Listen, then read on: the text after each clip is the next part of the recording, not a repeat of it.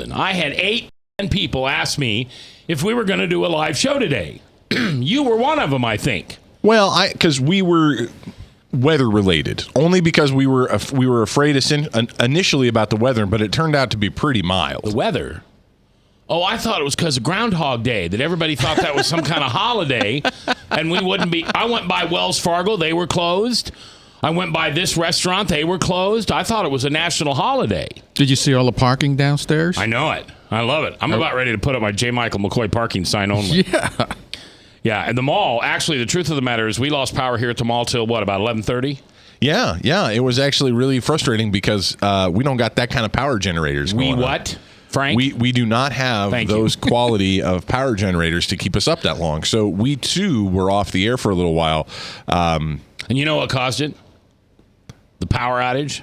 No, what caused it? You know what caused the school delays? What caused it? You know what caused the club meetings to cancel and Bible studies to cancel and hardly anybody at the restaurant? I went to a restaurant today and I could have just danced naked through the whole thing. There was nobody there. I do know. What caused it? Bob, you're the scientist. As a scientist. You have a better understanding of what caused this incredible global impact, or this thing that happened that caused global impact all across the state of Iowa. Yes. What is it? Fear. Fear? False evidence appearing real. I thought it was snow. SNOW. White stuff from the sky that isn't rain. False evidence appearing real. You know, I got up this morning about 4:30 and stepped outside and did one of my favorite things. Did you see it on Facebook? I did. I love to shovel. I have a little teeny patio right outside my back sliding glass door that goes into kind of like a garden area that's still private. And then I walk into my office, which you have to go outside to get into. So it's like, 5 steps maybe, 4 steps? Right. So I always have to clean that little area off when it's snowing. And what do I like to do? Stick your bare feet in them. I love to shovel snow barefooted. Isn't that something? And my feet do get too cold. I came in today and massaged them a little bit and rubbed them because I can't do it very long. But I'll bet it's not 1, 2, 3, 4. I'll bet it's not 10 throws of a shovel. You know what I mean? It's just scoop, throw, scoop, throw, scoop, throw, and then I just clear that little area. But I got to tell you, standing feet naked in snow is just, why do I like that so much? I just think I'm like a puppy. You know those videos of those dogs that when they play in snow, they jump like rabbits? Yeah. That's what I'm like when I'm barefooted in snow. It's the second best thing about winter in Iowa to me. Are you going to turn into one of these polar bear guys that goes off swimming in the frozen water? No, I don't think that, but I'll never be a snowbird. No, My wife and I will probably end up living separately 3 months out of the year after she retires because she's going to go down and live in our house in Phoenix, and I'll just be up here shoveling snow with naked feet. Well, there you go. You got to have priorities. If you've never listened to this show before, it's off the wall. It's fun. It's crazy. It's transparent. We give each other a hard time. We love doing what we love doing because we're doing it for Jesus. And I got to tell you, there's way too many serious people around here with a cross around their neck who are always telling you what you can and can't say and how you got to act and who you got to act to and how you can't be offended. Let's just have fun. What? Russ is on the phone. Let's see what Russ is up to. Russ, you're live in Mac's World. How you doing, Russ? Pretty good, Max.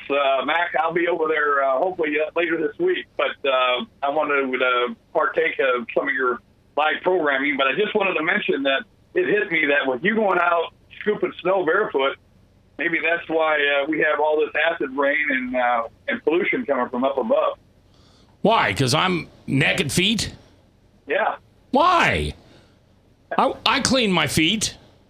Oh, okay. All right. Well, if you need somebody else to clean them, I'd like Jesus, and I'd be willing to wash your feet for you. Oh, okay, Russ. Thanks. I have Fred Flintstone feet. You don't want to be touching my feet. No, I would not. I've seen the picture of your feet in the snow, and even the snow doesn't make your feet look pretty. I apologize for saying that live on the radio, but it's just true. Remember Fred Flintstone and Barney when they were in the Flintstone mobile, and it was the two big like rollers, cement rollers, and they'd put their feet in the underneath the car, and Fred would say, "What was that? That three-word thing. Yabba dabba doo? Yabba dabba doo. And then he'd take his feet and he'd move it real fast. And his feet were always like Bigfoot feet. Yeah. Did you ever notice that? Yeah. Barney, he had regular feet. And Fred's wife, Wilma, Yep. she had gorgeous feet. Sure. Betty had gorgeous feet. Barney had gorgeous feet. Not Barney. Yeah, Barney. I bet you Dino even had. Dino had wonderful feet. But Fred, he had Bigfoot feet. Yeah. And that's what I was. In fact, if you look on the bottom of my foot, there's a tag that says Bigfoot feet. There you go. It's got it made in China. Okay, so here's the show today. We're going to talk a little bit about the caucus thing and what's going on there because it's just fun. It's just fun. It's just fun. I told you I'd tell you who I voted for, and I promised I will.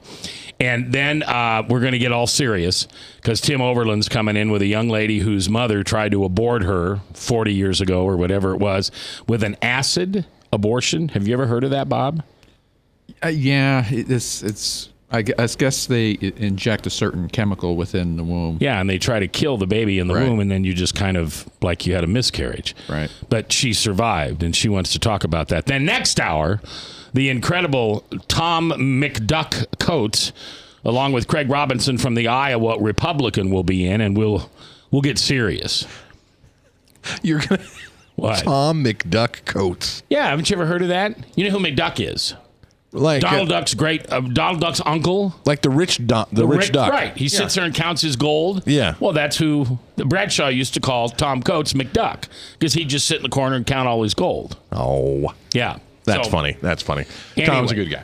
So that's the show plan for today. And I got to tell you, I honestly forgot how poor taste some campaigns and candidates could have poor taste, could be poor taste, both, in the middle of the Iowa caucuses. I forgot about it. I really did. I went to the caucuses last night, my wife and I, and we had a wonderful experience. We had a date. We made it a date night. There you go. And we had a wonderful experience, and we obviously were at the right place because I think we had 5 or 6 candidates. Did you there. really? Yeah. And I told you that I was going to wait for a nudge Yeah. from God Yeah. on if he cared about who I caucused for, I wanted a nudge. And if I didn't get a nudge, in my heart, I knew who I was going to go for. Yeah. And about 20 after 6, I got that nudge. And Are you going to? Can you tell us about the nudge? Yeah, I will. I know about the nudge. Yeah, I will. I will tell you. I was down to 3 candidates. I was down to Ben Carson, Marco Rubio, and Jeb Bush. Okay. As an evangelical, I know that you're maybe disappointed with me that I didn't do Cruz. He won, so it didn't matter. Okay, he won. I'm kind of glad he won, unless my guy would have won. If Trump would have won, then I would have kind of felt bad. Trump came in an embarrassingly second. Perhaps you do get what you deserve in this world when you act the way Donald J. Trump has been acting. I'm sorry. I know that's a kind of a judgmental statement. But Frank? Well, I've been very disappointed in this whole campaign season of the Christians coalescing around somebody and trying to intimidate people into voting for a particular candidate. But some of the stuff that the Cruz campaign had going on, I definitely think that stunk. Yeah, and we're going to talk about that. And by the way, Ted Cruz has made it a public apology to Ben Carson that happened. And if you haven't heard what happened, about 6:20 last night, and I got to find out this guy's name, but it's all documented. Right. Okay. The head of his campaign, I don't know if it was Iowa or national, but his first name is Don. He tweeted out, he sent out a press media release, Right. saying that Ben Carson was going to exit the race after tonight and suspend. Thank you. Turn your mic up just a little bit, Frank. That he was going to suspend his campaign after tonight. So if that's the case, please give your support towards Cruz. Also, and I got to figure out how to deal with this because I'm a Steve King fan, and Steve King does a lot of things that people are offended by. It didn't happen till yesterday. I don't think I've ever been offended by Steve King. I just think he's a riot. But he tweeted out, and this is all official. I'm not making stuff up, okay? that the same thing that I have the tweet that Yeah. he sent out. that Carson was going to It suspend says, it says Carson looks like he is out. Iowans need to know before they vote. Most will go to Cruz, I hope. Yeah. And At 6:20 in the 6:20 in the evening on caucus night in Iowa, you might as well. I don't know. now we never got that at our caucus. We Wait, never that heard. was the he sent the tweet out at 6:20. Yeah. Well, CNN made here's what CNN did. They reported that the retired neurosurgeon planned to go home to Florida after the Iowa caucuses, rather than fly straight to New Hampshire or South Carolina. Right. So they turned that into what? Maybe rumor that he was that he was dropping out. And they did what only politics can get away with doing, and that's taking rumor and making it fact for a while. And then we come back and we apologize because it's easier to ask for forgiveness than it is to get permission. All right, well, we'll talk about that later on. I just thought he was above that, but I don't know. We're coming back live here on the Truth.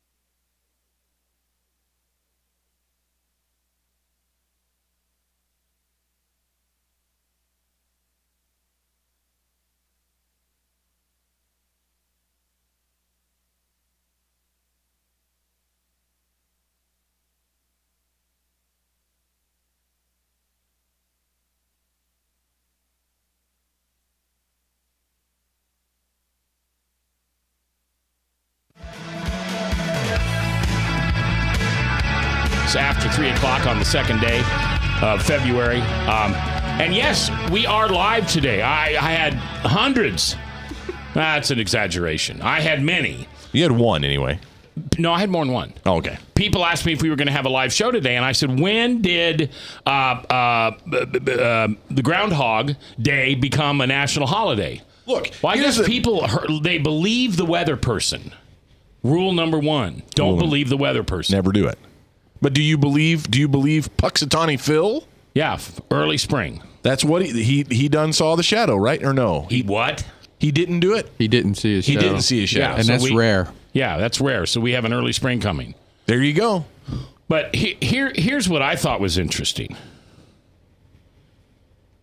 I forgot.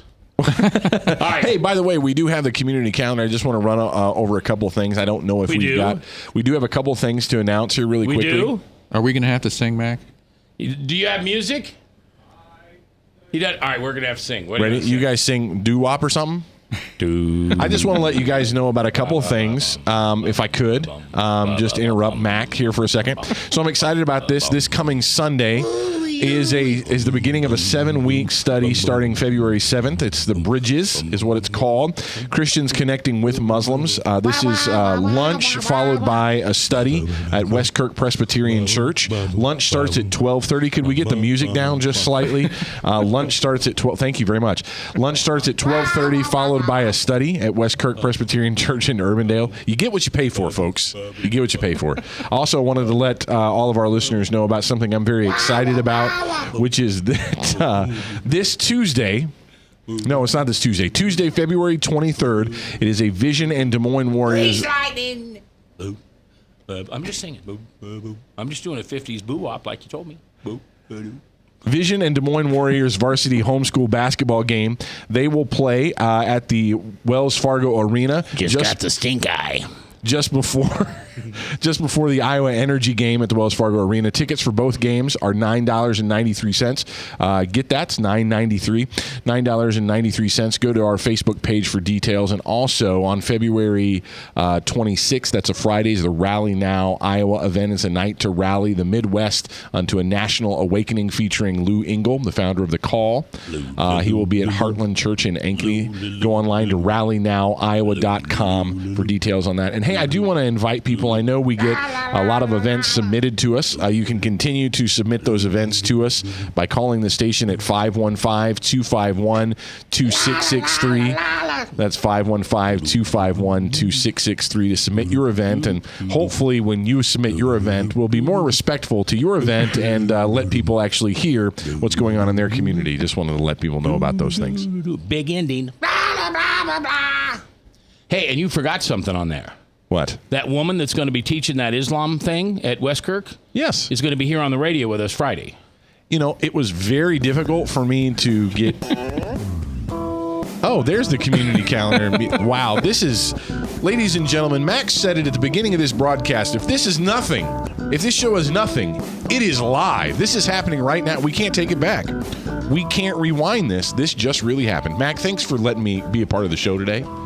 I really appreciate it. You're welcome. Hey, do you want to do the community calendar over with some music? No, but that woman is coming Friday. No, right. She is. She is. Sue Holcomb is her name. She's going to be leading the study. It's called Bridges. It is connecting Christians with Muslims. It's a 7-week study. We're going to have lunch at 12:30, followed by the study. I'm going to do this thing. I was really excited about this when I was at Westkirk, and I found out about this event. Talked with Sue a little bit about it. We're actually going to end this 7-week study with actually having some area Muslims are actually going to come in, and we're going to be able to dialogue and talk with them. And I think on this the is show. No. At the church, man. At the church, part of this. And what I think is really great about this, my opinion, the reason why I'm going to this Donald Trump may be here, and I don't know how that'll work. Two reasons. Cats and dogs. 2 reasons I want to do this event. Number one, I want to go to this 7-week study because honestly, I don't know that much about Islam. And number 2, I feel too much fear, right? I feel too much distance between me and someone who might be Muslim here in the United States, and I want to end that because I can't love my neighbor if I'm constantly afraid of my neighbor, and I can't do what Christ has called me to do if I'm afraid of them. And understanding helps break down some of those walls. So I am looking for that. Looking forward to that. Sue Holcomb will be here. What is that? Friday? You said? Yeah. So that's exciting as well. Anyway, thanks for letting me be a part of your broadcast today, Mac. Good. You're excused. What, Frank? Well, Chris, let me take a little exception with what you're saying. If we're arguing about the community calendar. Community calendar. This is the hot topic of the day. No, you're talking about understanding and loving your neighbor. If somebody breaks in your house in the middle of the night and you got a 357 in your nightstand, are you going to take time to understand them, or are you going to take action and ask questions later? Can I ask you a question? Yes. When Jesus said, love your neighbor, was there an asterisk next to that? Was there an asterisk that said, love your neighbor except when they're jerks or except when they break into your house with a gun? Don't love them then, hate them then.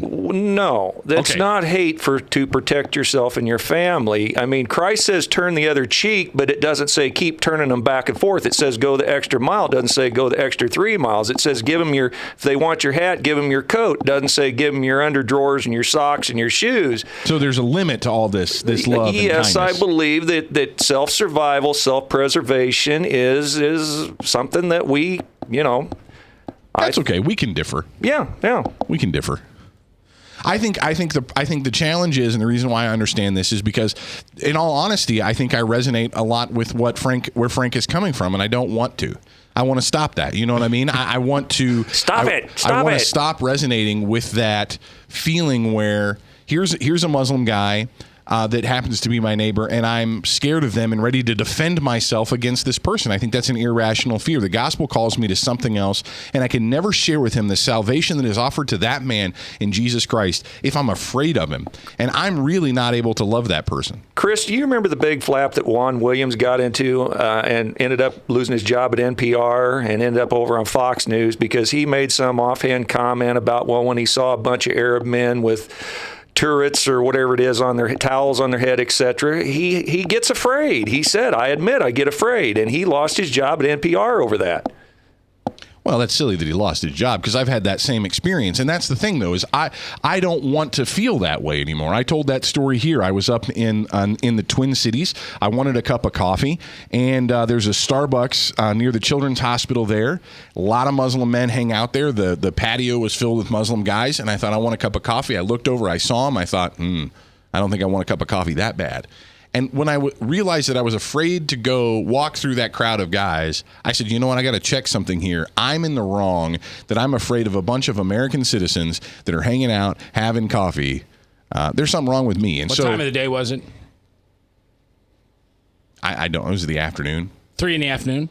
Sure. Same situation. 3 in the morning. Feel differently? No. No? Why? But that's the point, right? Why should I be? You're saying because it's in the middle of the night, I should be more afraid? No, you felt fear. I'm not going to put words in your mouth. I hear you saying that you felt fear at 3 in the afternoon, daylight sunshine in an American city, to walk into a Starbucks to get coffee because it was filled with Muslim men. Yes, and I'm ashamed of that. But yes, I felt that way. Okay, and I'm with you. I'll be ashamed of it also because I would be with you too. Sure. Would you be ashamed of not going over there if it was 3 in the morning? What's the difference? Well, I don't think... Circumstances make it different, right? Circumstances do make things different, yeah, but I shouldn't be afraid. That's the point is that if the good news is in fact true, if the gospel, the thing that we in fact believe is in fact true, then we need to actually live out what it is that we say we believe. And I think as Christians, especially I'm one who struggles to live out what I believe. I can give it lip service. Christ-like love is unconditional. It's sacrificial. It's others first. Okay. Any tough love in his love? You said sacrificial love. I think he gave us tough love. He demonstrated what real tough love is. He took on the most toughness. Okay. He took on the scorn and the shame and the ridicule and the beating and death for me. That's pretty tough. So why do you fear? And you don't have to answer these for me. I can just do this as a narrative. I'm just using you as a good example because, quite frankly, you kind of opened a door here. Because I think we have every right in this country to be cautious of a group of Muslim people gathered together anywhere in a public place in the middle of the day, the middle of the night. Because San Bernardino happens. Because theater shootings happen, because people get killed on military bases by people who are of that background, because Charlie happened in France, and it happens every single day in Syria, all around the Middle East. So I don't know why it's not love for ourselves and our family and the gospel to say, Jesus looked at that circle of people and said, this woman's a whore. She's a prostitute. You have every reason to be able to stone her. Pick up your rocks, get ready to stone her. But if you're without sin, you can throw the first one. These people are not without sin.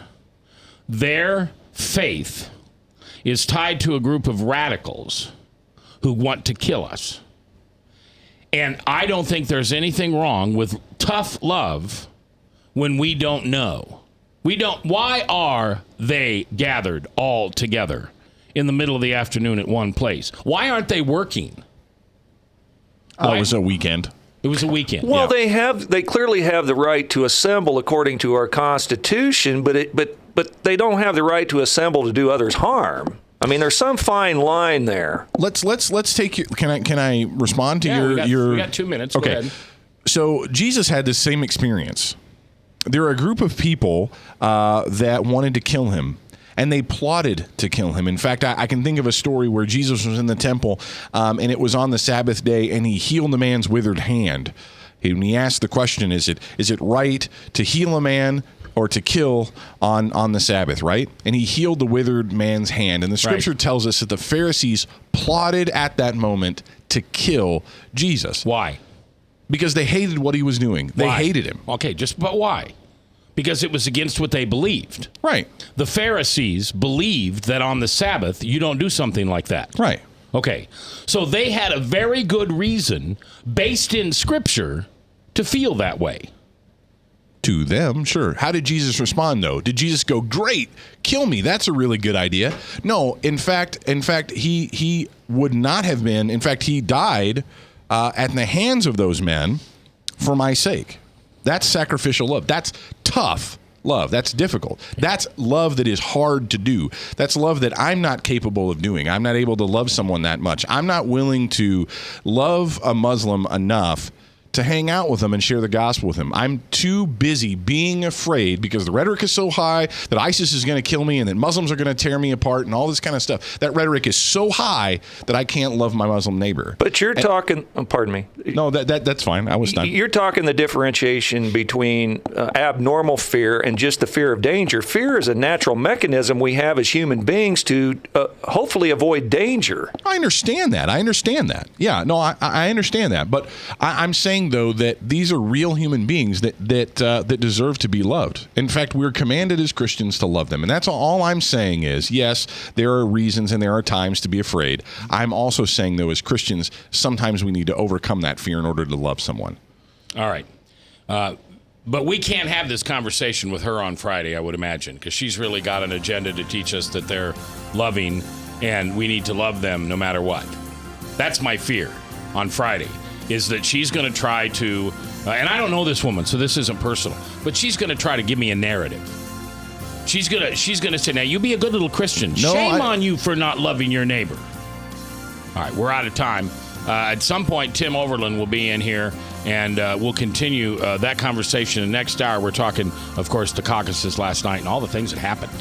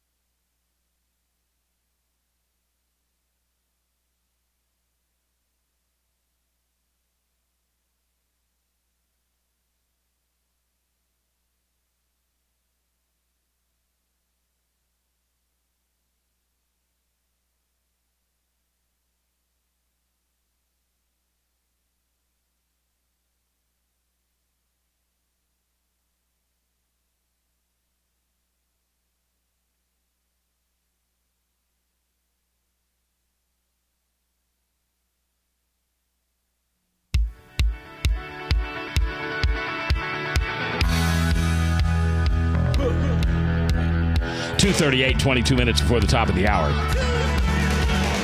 Max World Live here on 99.3. This is not your father's, your grandmother's, your pastor's old-time radio gospel show. I'm sorry, it's not. Oh, it's biblically centered. It's got a Jesus worldview. Everybody on the radio loves Jesus. Same one, by the way. But boy, we don't agree on anything. For instance, thanks to Bill Wagoner, I can tell you this, perfection. Perfect love casteth out fear. Love your neighbor doesn't mean that they can walk all over you. 1 Peter 5:8. I'm sorry, 1 Peter 5:8. Be sober, be vigilant, because your adversary, the devil, as a roaring lion, walketh about, seeking whom he may devour. What was that text again? 1 Peter 5:8 from the New Testament. And we're supposed to be in the face of the fear of the devil, Satan himself. We're supposed to be what? We're supposed to, your adversary, Vigilant? the devil, as a roaring lion, walketh about, seeing whom he may devour. And we're supposed you are to be be sober and vigilant. Vigilant. Vigilant. Yep. Sober and vigilant. Yes. That's having a clear mind, sober-minded, not encumbered by fear, but being vigilant and steadfast. Oh, trust me, I'm sober and I have a lot of fear. But go ahead, I get what you're saying. Right, but perfect love casts out fear. Right. And I think we have to, yes, look, I made a silly mistake. My wife made a wonderful dinner the other night, and she had actually baked the pan, and she took the pan out and set it on the table, and everybody knew that the pan was baked. I even knew that it was baked, and she was getting the food out of the pan, and I reached over to say, I'll steady that for you, honey, and grabbed the handle of that thing. It hurt. It hurt. But if I had put my hand slowly there, I would have felt that fire and go, hey, this would be dumb, Fear is a warning at times. Mm-hmm. But I liked, Bob, what was your acronym for fear? False evidence appearing real. False evidence appearing real. Here's the false evidence that sometimes I think is given out, that the group of Muslim guys that were at that Starbucks want to kill me. I don't know that I have real evidence for that. That could very well be false evidence appearing as real. But what evidence do you have? That they like coffee. That in fact, we have one thing in common. We have several things in common. One, we're both in Minnesota at the same time.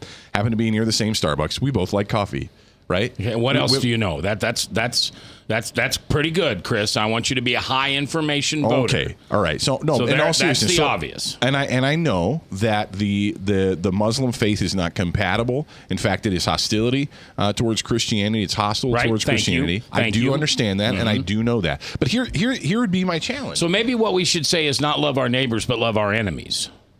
That's fine. Okay. But here's the thing, though. It's very difficult, and Jesus said that it was difficult. It is difficult to love our enemies simply because, as our enemies, we don't want to love them. Right? Because if someone is my enemy, I don't naturally love them. Jesus said that it was easy to lay your life down for a friend, possibly. Possibly you'd be willing to do that, or for a good man. Right? Maybe I misquoted that a little bit, Bob. But the point is, you gave me the look. But the point is, for our enemy, easy for you to say, would we be willing to lay our lives down for someone who hates us? Well, that question is a good question, but you're never going to know until a circumstance comes up as to what you'll do. Right. A lot of people may say, I would never do that, and in turn, they'll do it when the occasion arises. So, right. Even though there's doubt within you, sure. That's normal. That's okay. Well, and again, that event was one of those events where I had, as you could put it, biblical terms, right? I had the spirit of fear, right? There's no reason for me to be afraid to walk. No rational reason for me to be afraid to walk through that group of guys. Other than you're human. Other than I'm human, and that I unfortunately both participate and listen to rhetoric that causes me to be overly afraid. And that's something that I think I've got to figure out, and this is what I am excited about the class that I'm going to do. I've got to figure out how to have a balance between understanding their faith, understanding that they're different than us, understanding that they're hostile towards us, but loving them in spite of that. Yes. That's a difficult thing to do, and that takes information and knowledge. Don't carry all the guilt, okay? Well, Chris, thank you. I don't need to carry the guilt. It's a difficult thing to work through, right? Because Yes, sir. You're giving me. I'm being given the look by the late great J. Michael McCoy. Late. I mean, sorry, always Late? on time, J. Michael McCoy. There's All right. Our guests have arrived, so I'd Yes. like to allow our guests to come in. Absolutely. And one of them needs to sit where you're sitting. Yes. And you're going to go get the other set of microphone and headphones, please, so we can have them. So Rebecca and Tim, come on in and sit down wherever you'd like to sit down. We have no video today. We are audio only, so you don't have to worry about what you look like. I know Tim got his hair done and wore a nice coat, and he doesn't have anything on that says cruise, so you got to be just feeling half naked. You've had something that said cruise on for the last 19 months. I am glad it's over. Are you? Yeah. You want to talk about the stunt you're... Never mind. Don't- Rebecca, how are you? I'm good, thank you. Is it Rebecca? It is. Okay. I am. I want you to say your last name for me. Kiesling. Kiesling, okay, because I said that wrong the other day, and your faithful follower over here corrected me quite immediately. Thank you. And so I'm glad you're here. Yeah. Governor Perry pronounced it wrong 4 years ago. I missed my, 15 minutes of. I forgot to tell you, I'm supposed to tell you hi. I met Governor Perry when I was out helping Senator Cruz, and I told him you were going to be here, and he said to tell you hi. All right, and Rebecca, you are, if I can remember, because I interviewed you one time before. Do you remember? Because I made you mad. And He's really good at that. Yeah, well, she was. You were awesome. You just laid it on down. We were on satellite radio, so we were millions of people listening. And I said the wrong thing, and you just, in fact, I look right here. You still see the teeth marks right there? Okay, but I love you and I respect you. Your mother tried to abort you. My birth mother, yes. Your birth mother. And what year would that? No, that's me asking your age. No, that's okay. Well, was Roe versus Wade legal? No. Okay, no, so- I was born exactly 3.5 years before Roe v. Wade. So 4 years before Roe v. Wade, she sought to abort me. All right. And just so you know, you and I have a common bond is that I'm an orphan. And because of DNA, when I was 18, I discovered who my biological mother had been. And she told me that if Roe versus Wade had been the law in 58, when I was conceived, you wouldn't be talking to me right now. Yeah. It was only because it was only back alley abortions that were acceptable back then. Did she then go to a home for unwed mothers? And that's the same thing my birth mother said to me. And the law shapes people's morality. It really does. Yeah, and see, that's a great point. That's why we do this fight, isn't it? Yeah. Yeah, because the law is telling a generation of young men and young women, oh, it's okay. If you get pregnant, just go to Planned Parenthood. It's $400 and it's forgivable and it's okay. So how did you find your birth mother? I was one of the first people in Michigan to have a judge allow my caseworker to try to contact her and see if she wanted to meet me. And it worked. She did want to meet me. Did the file say no contact? No, because it wasn't set up that way if you were adopted before 1980 in Michigan. Okay, so your caseworker legally could pursue who your birth mother was. Right. The law was passed several years later. It's actually called a confidential intermediary. Okay. So the caseworker tried to contact her, and she did want to meet me. Now, you were adopted? Yes. Into a family like I was? Great family? Or you were adopted into a family? No, I was adopted into an abusive family. And, I'm sorry. my dad broke my nose in high school. And You have a beautiful nose. Did you get it fixed? well, yeah. Never mind. Anyhow, and then it was very chaotic. And it was a Jewish family, secular Jews. But I went to 5 years of Hebrew school. God was wholly irrelevant in our household. But, so I struggled with the issues of identity, value, purpose, big picture, worldview questions. Who am I? Why am I here? Yeah. Okay. All right, we're going to continue this conversation with Rebecca Kiesling. And she was... her mother, you say birth mother, tried to abort you through an acid wash? No, 2 different back alley abortions. Ooh. And she backed out because it was illegal. But she actually legally adopted me 4 or 5 years ago. Oh, wow. And only because of the dysfunction of my family. I love adoption. I have adopted children. All right, we'll talk to Rebecca more when we continue right here live on The Truth.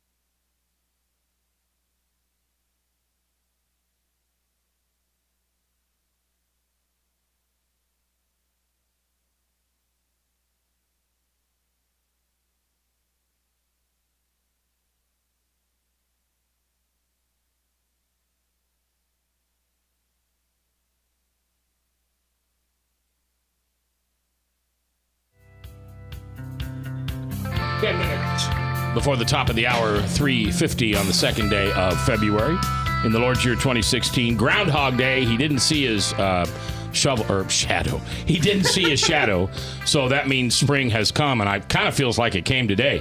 For those of you that aren't a regular listener of this radio program, we've been told for the last, 4 or 5 days that by Monday night at the caucuses and into Tuesday and Wednesday, we would be dealing, at one point, it was 2 feet of snow across central Iowa.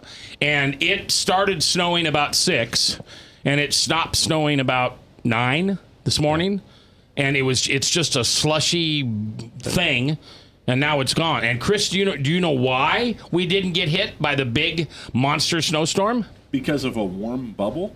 He needs his mic on, Frank. Because of a warm bubble of air that was coming up from the Gulf, and it just kept pushing that cold front away and away. Now, if you talk to somebody in Yankton, Sioux Falls, Mitchell, that part of Minnesota, they don't feel the way we do today. No. Emmetsburg, Iowa just cleared a foot of snow at around 3 o'clock. No, around 2 o'clock, sorry. Foot of snow. So that's what, an hour and a half from us by car? So we got really lucky here, folks. Really lucky. Maybe that was a blessing. Kids are building snowmen today and not in school. That's right. And we got rid of all those pesky national media people. They could all go away. All the funny accents. All right. So Tim Overland, the head guy of Personhood, Iowa, is here along with his special guest, Rebecca Kiesling from the great state of Michigan. And there's something going on that she's here for. What is that? So tonight at Drake University, Rebecca's going to speak on behalf of Students for Life, brand new group at Drake. We're trying to help them get off the ground. And Rebecca's going to speak to them tonight. Tomorrow morning, we'll be at the state capitol at 7 o'clock. A.M.? A.M. Donuts and coffee provided. Oh, okay, I'm there. I figured. She will be talking to elected officials as well as candidates, trying to, and I'll let Rebecca expand on this a little bit, but basically discussing our perspective. Tim, the candidates are gone. No. Local candidates. Oh, local candidates. Yeah, ones that matter now. Okay. So we'll be talking to them about why the no exceptions is the principled way that we need to be fighting this battle, and then also discussing messaging with them, so they're not putting their foot in their mouth when somebody sticks a microphone in their face and says, "Why do you hate women?"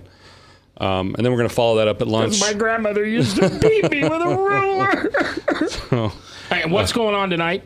Tonight is Students for Life, 7 p.m. at Drake University. Okay. And then I have the pastor's And then pastor's lunch tomorrow as well. Where's that at? That's at the Capitol also. Oh, okay. We're going to spend most of the day down there.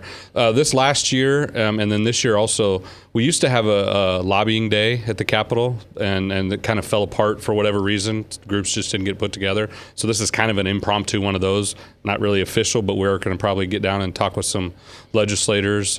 Rebecca's got something she's been working on in Michigan and nationally that we're going to see if we can talk about, and if we have time, we can talk about that. But so we're going to try to get in front of some elected officials and folks and talk with them and do some educating. Yeah, with your permit, where do you have to be after this? We've got till 4:30, so. Okay, because I thought if I could, I'd carry Rebecca over till about, well, that's going to be too late. I was going to say about 4:15. That'd be fine. Just because you were short of time here. I know. It's my fault. Sorry. No, it's not your fault. It's just the way things work. It's his fault. Okay, take full blame. Rebecca, you and I... you're solid on no exceptions. You're solid. Yes. I'm only ivory. I get it because I don't want. Why does a baby conceived in rape or something like that? Why is its life any less valuable? His or her, not an it. His or her. Did I say it? Yes. Ooh, that's not a good thing. Why is his or her life less valuable because of the way it was conceived? I get that. You just said it again. The way he or she was conceived. The way he or she was conceived, that he or she's life is less valuable or important than one that was... Or worthy of protection, worth fighting for. Is this the narrative you teach the politicians? Because I like it. I mean, I think it's good. Yeah. The messaging is based upon a 5-state study that includes Iowa. that was funded by Personhood, by Right to Life Michigan, and Georgia Right to Life, our favorite no compromise organizations. And by the way, I'm from Michigan, where we've never had a rape exception in a single law in Michigan. And it's because Right to Life in Michigan is a no compromise organization. So that means you don't get their PAC endorsement. Okay. Okay. That means, you ever hear the burning building analogy? No. Where they say, oh, you save the 99 for the one. Yeah. Right? Which is, the parable of the lost sheep, the 99, the one, when Jesus said, for your Father in heaven, in the same way your Father in heaven is not willing that any of these little ones should be lost. Right. And neither should we. And so they'll say, oh, then if there's a burning building, wouldn't you run in and save 99, and in exchange for one? Well, what happens is you actually have firefighters, the politicians, who want to get hired by the fire chief, which is like pro-life organizations and voters, and say, just so you know, I discriminate. You were talking about Muslims earlier. What if they said, oh, Muslims are only 1% of the population.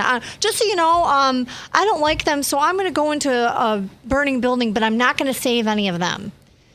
Well, wouldn't any fire chief say, well, I'm not hiring you? Or they would fire them if they, in fact, refused to go into. They'd say, forget it, I'm going to replace you with somebody else.